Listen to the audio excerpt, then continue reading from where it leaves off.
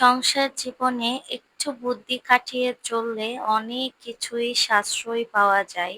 যেই সাশ্রয়গুলো আমি পেয়েছি তার টুকিটাকি আজকে আপনাদের মাঝে শেয়ার করব। আশা করি একটু হলেও উপকারে আসবে ইনশাআল্লাহ। হ্যালো এভরিওয়ান, আসসালামু আলাইকুম। Welcome back to my channel. আশা করছি যে যেখান থেকে আজকের ভিডিওটি দেখছেন সকলে সুস্থ আছেন, ভালো আছেন। আলহামদুলিল্লাহ, আমিও ভালো আছি। সংসার জীবনে যদি একটু বুদ্ধি খাটিয়ে চলা যায় তাহলে জীবনে অনেক অনেক কিছু সাশ্রয় হয়। এটা আমি চাক্ষুষ প্রমাণ। যে চাক্ষুষ প্রমাণের কথাগুলো আজকে আপনাদের মাঝে তুলে ধরবো। আশা করি আপনাদেরও একটু হলেও উপকারে আসবে ইনশাআল্লাহ। আমার মনে হয় কম বেশি গ্যাস সিলিন্ডার ইউজ করে অনেক মানুষ আছে। হাতে গোনা কয়েকটা মানুষ হয়তো আছে লাইনের গ্যাস ইউজ করে। যারা গ্যাস সিলিন্ডার ইউজ করে তাদের জন্যই আজকের ভিডিওটা। যেহেতু আমিও গ্যাস সিলিন্ডার ইউজ করি, আমি মনে করি আমি যেহেতু প্রমাণ পেয়েছি, আমি যেহেতু সাশ্রয় হয়েছি, আমিও আপনাদের মাঝে একটু কথাগুলো যদি শেয়ার করি, কিছু না কিছু হলেও আপনাদের এই জিনিসগুলো কাজে লাগবে। তো যে জিনিসটা কাজে লাগার কথা সেটা হচ্ছে, প্রথম আমার সিলিন্ডার অনেক তাড়াতাড়ি শেষ হয়ে যেত। পরে শেষে চিন্তা করলাম কেন আমার সিলিন্ডার শেষ হয়ে যাচ্ছে এত তাড়াতাড়ি। যেহেতু ছোট্ট একটা পরিবার, এত তাড়াতাড়ি সিলিন্ডার শেষ হয়ে যাওয়ার তো কথা না। তারপর আমি বুদ্ধি খাটিয়েছি। বুদ্ধিগুলো কি কি অবশ্যই পুরো ভিডিও জুড়ে থাকবেন, তারপরে বুঝতে পারবেন। এখানে হচ্ছে আমি সকাল সকাল চাপটি পিঠা বানিয়ে নিচ্ছি। চাপটি পিঠা কিন্তু আমার খেতে অনেক বেশি ভালো লাগে। যে যার মতোই চাপটি পিঠা বানাতে পারেন, মশলাগুলো জাস্ট মাত্র একত্রে মিক্স করে তারপর আপনারা আপনাদের মতো করে একত্রে মিলিয়ে চাপটি পিঠা বানিয়ে নিতে পারেন।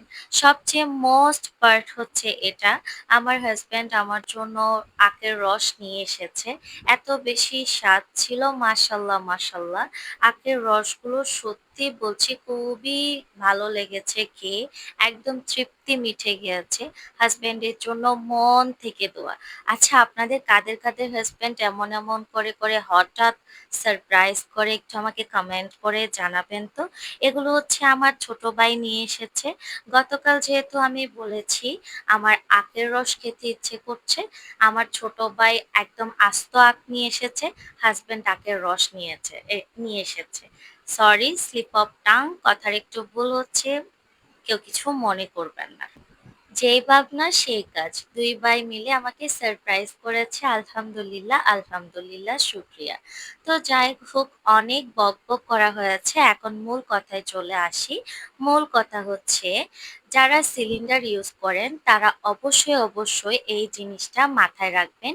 সিলিন্ডার ইউজ করার পাশাপাশি যেন কয়েকটা পয়েন্ট থাকে। পয়েন্ট বলতে হতে পারে একটা রাইস কুকার, হতে পারে প্রেসার কুকার, হতে পারে ইলেকট্রনিক কেটলি, অনেকে ইন্ডাকশন ওভেন ইউজ করে থাকেন, এটাও থাকতে পারে।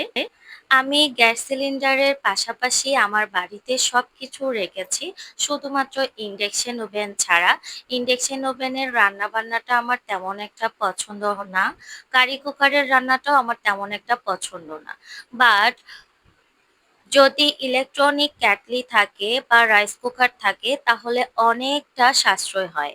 যেমন আপনি ইলেকট্রনিক ক্যাটলিতে যদি ডিম সেদ্ধ করে নিতে পারেন, আলু সেদ্ধ করে নিতে পারেন, বা আপনার বিভিন্ন ধরনের যে সেদ্ধ করা জিনিসগুলো আছে ওগুলো সবকিছু ইলেকট্রনিক ক্যাটলিতে সেদ্ধ করে নিতে পারেন।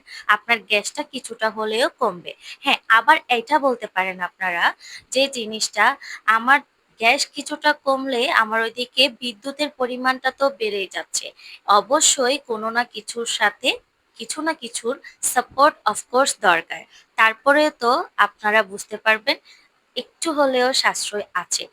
সামনের দিকে এগোন, তাহলে বুঝতে পারবেন আরো কতটা সাশ্রয়ের কথা আমি শেয়ার করছি। এদিকে হচ্ছে আমি খুব সুন্দর করে একদম মাখা, মাখা করে আমি শুটকি ভর্তা করে নিচ্ছি। এই শুটকি ভর্তাটা এত বেশি মজা, যারা এখনো খান নাই আমাকে কমেন্ট করে জানাতে পারেন। ইনশাআল্লাহ পরবর্তীতে এই শুটকি ভর্তার একটা রেসিপি আপনাদের মাঝে আমি শেয়ার করব। তারপর হাসব্যান্ড সন্ধ্যাবেলায় অনেকগুলো বাজার সদাই নিয়ে এসেছে। এই বাজার সদাইয়ের মাঝখানে একটা জিনিস দেখে আমার খুব ভালো লেগেছে। তা হচ্ছে আমড়া। এই সিজনে আমড়া খাওয়াটা সত্যি অনেক অনেক ইম্পর্ট্যান্ট। যে জিনিসটা আমি খেয়ে অনেক বেশি তৃপ্তি পেয়েছি আলহামদুলিল্লাহ। তারপর হচ্ছে রান্না বান্নায় চলে আসলাম। আজকে হচ্ছে মুগ ডাল দিয়ে গরুর নলা রান্না করেছি। অনেকে গরুর নিহারি বলে। এই নিহারিটা মুগ ডাল দিয়ে রান্না করেছি, এত বেশি মজার হয়েছিল। মাশাল্লাহ মাশাল্লাহ। যদি আপনাদের একটু হলেও খাওয়াতে পারতাম তাহলে বুঝতে পারতেন আমার হাতের রান্নায় কতটা জাদু আছে। একটু আপনাদের সাথে মজা করলাম, দাওয়াত দিয়ে দিলাম, চলে আসেন সবাই। আমি যখনই যেটা রান্না করি না কেন, সবকিছুই আমি একটু মিডিয়াম লো হিটে রান্না করি। বেশি কুক করার চেষ্টা করি না, সেটা প্রথম থেকেই। আগে যারা করতো, আপনারা অনেকে হয়তো চুলা একদম বাড়িয়ে তারপর স্পিডলি রান্না করেন, এটা কখনো করবেন না। এটাতে কিন্তু গ্যাস অনেক বেশি অপচয় হবে, কখনো গ্যাস সাশ্রিত হবে না। যাদের গ্যাস 5 দিন যাবে, মানে যাদের 1 মাস 5 দিন যাবে, তাদের 20 দিনও গ্যাস যাবে না। যারা একদম স্পিডলি বাড়িয়ে চুলা জ্বালান তাদেরকে বলছি।